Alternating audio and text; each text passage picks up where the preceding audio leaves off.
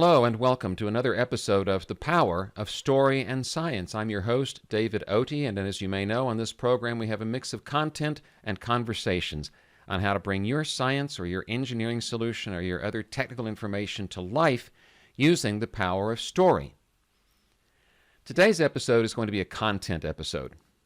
What you're going to pick up in this relatively short episode are 3 tools that can help you tell the story of your work.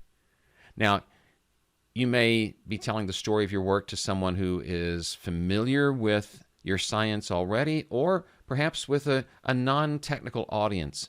Either way, these tools will work. You'll just adapt them slightly as you go along. So, 3 tools to help you tell the story of your technical work. Here we go with tool number 1, analogy. Analogy is a powerful tool for helping someone who is not as technically versed as you or as versed in your particular field to understand in some way the result of what you're doing. Not perhaps the exact technique of how you're doing it, but what you're trying to help someone see is how someone might benefit from the work that you're doing using an analogy to another benefit that they can understand. For example, years ago, I was working for the Society of Broadcast Engineers in the role of Frequency Coordination Director. I was helping local frequency coordinators throughout the country to help their local broadcasters coordinate their use of what's called broadcast auxiliary spectrum, radio frequencies, microwave frequencies that they used for things like news gathering.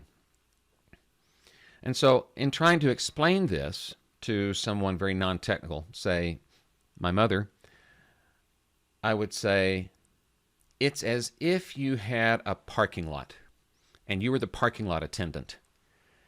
And at the start of the day, everybody wants to pull into the parking lot and fill up all the spaces. And you're simply directing people so that they can use all those spaces without a conflict and be able to pull into them and then pull out of them again when they're done.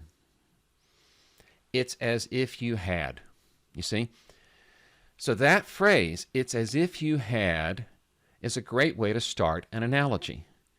You have to think hypothetically. Analogy has been described as the tool that is used effectively by very intelligent communicators because you have to have a way of understanding your own work and how it connects to something someone else already knows. So it requires a certain amount of imagination. But I thought, well, everyone can understand a parking lot, right? Then my work changed, because the amount of spectrum that those news operations were allowed to use was being reduced.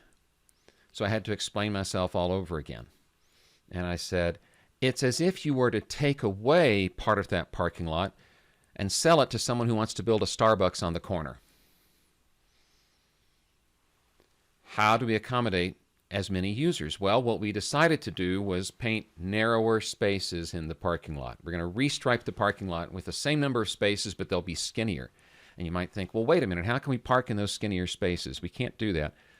You can if the person who's interested in purchasing the land for the Starbucks agrees that as part of that deal, they're going to buy you skinnier cars that you can park in the skinnier spaces. And through the magic of digital compression, the skinnier cars hold just as many lattes and cappuccinos as the original cars did.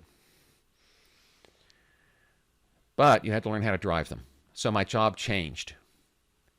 My job changed to being the person in charge of the driver training program to teach people how to drive the skinnier cars. And that really describes the next phase of my career. It was a training effort to help people understand how to use the new digital radios that used less spectrum. Very much like parking in the same parking lot, but in skinnier spaces. And that analogy started out with, it's as if you were to take away part of the parking lot to build a Starbucks. So 2 phrases you can use to set up an analogy. They start out the same way and then just deviate slightly. It's as if you had, or it's as if you were to, or were to take, or were to do, or were to try. It's as if you were what? That's where you get hypothetical. Keep in mind that an analogy is not a proof that your science is real. It's a way of illustrating what's real about it to someone who has a different reality than you do. someone who has an understanding based on perhaps many different real-world experiences, but just not your particular flavor of science, engineering, mathematics, finance, whatever your topic is. So that's tool number one, analogy. Think about an effective analogy for describing your work using verbal tools like it's as if you had, or it's as if you were to take, or do some other verb there. The second tool that you're picking up today is something that I'm going to attribute to the comedian and author Judy Carter. A comedian?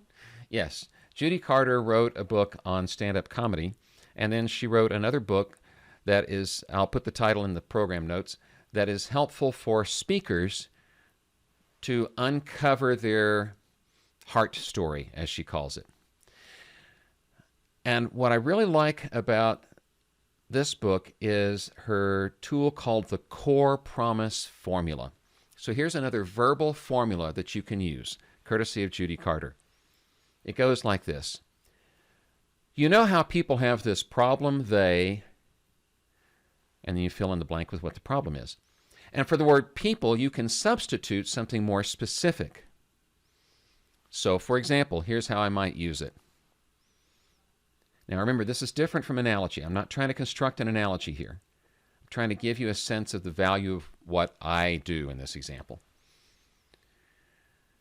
You know how scientists have this problem? They do very technical, cutting-edge work, and other people may have a hard time understanding that work? You see, that's the question we start with. And then I would go on to answer that question. Well, what I do is I help scientists see how they can use tools like analogy and other verbal tools to make what they do more understandable to the average layperson.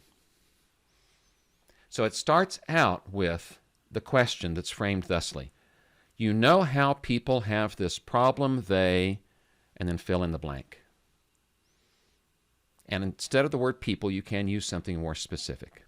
As in my example, you know how scientists have this problem.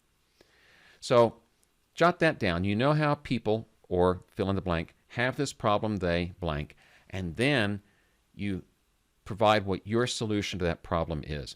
What you're doing there is by stating the question first, the problem statement, you're drawing your focus, as well as your listener's focus, to a very concise statement of what the problem is that you're solving. And once people understand that, they'll have a framework for comprehending the nature of your work. Oh, you're solving this particular problem.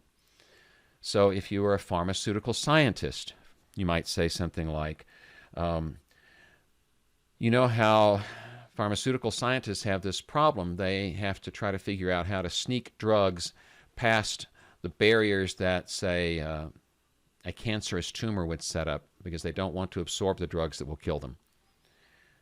Well, what we've done is we have come up with, and then you explain what your solution is. Once you've framed the problem in terms that people can understand, they're much more likely to be able to understand your solution. So that's two tools so far, analogy and the thing Judy Carter calls her core promise formula.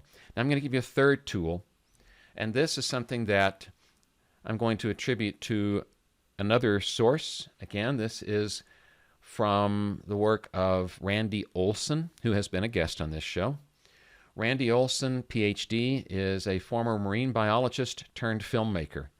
And when he left the field of academic science and moved to Hollywood to become a filmmaker, he discovered that Hollywood knows a few things about telling stories, a few things that scientists and other very technical speakers and communicators could benefit from. And so he distilled this into something called the Abt Formula. And Abt stands for three connecting words: and, but, and therefore. Listen as I give you an example of the Abt formula or structure at work.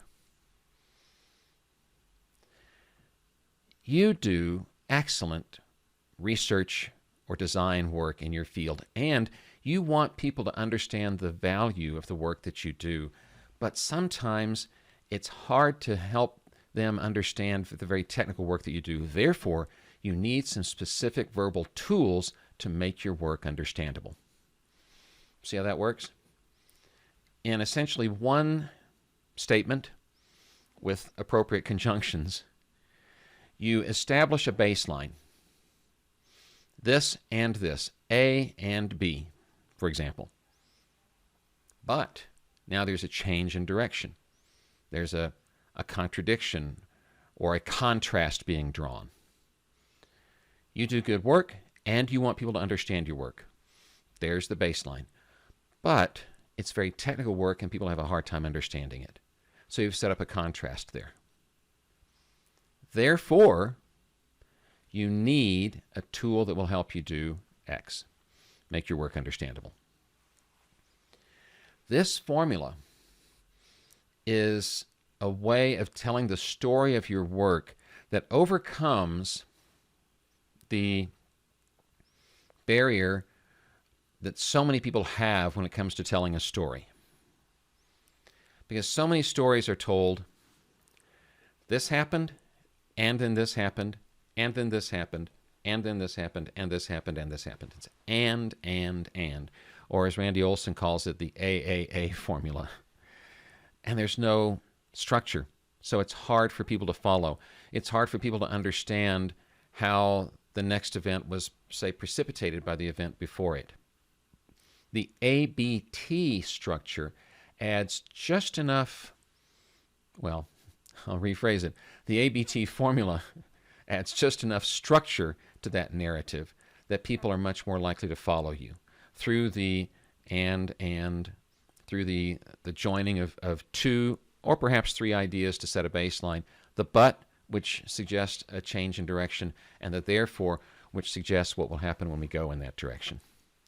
So the and, but, therefore is becoming more widely known in a lot of fields, not just science, but marketing and other fields, as a simple yet powerful tool for structuring the narrative around the work that you do.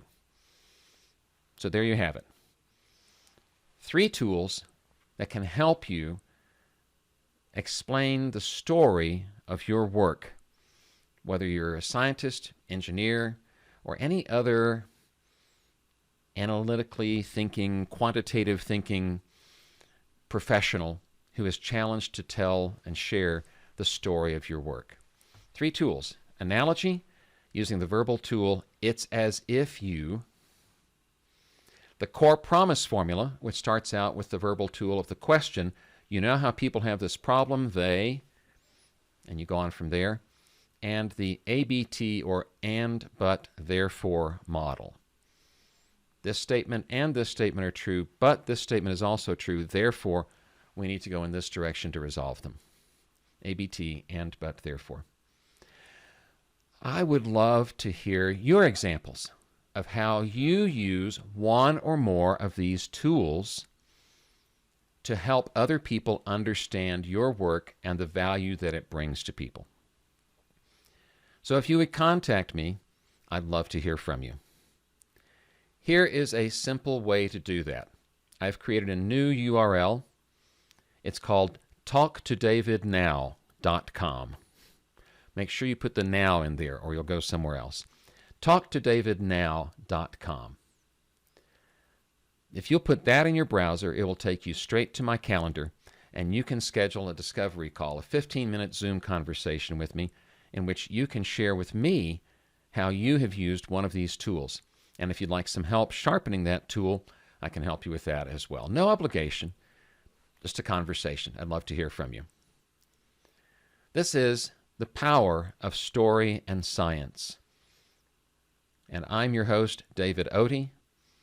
I thank you for being part of this community, and I look forward to hearing from you.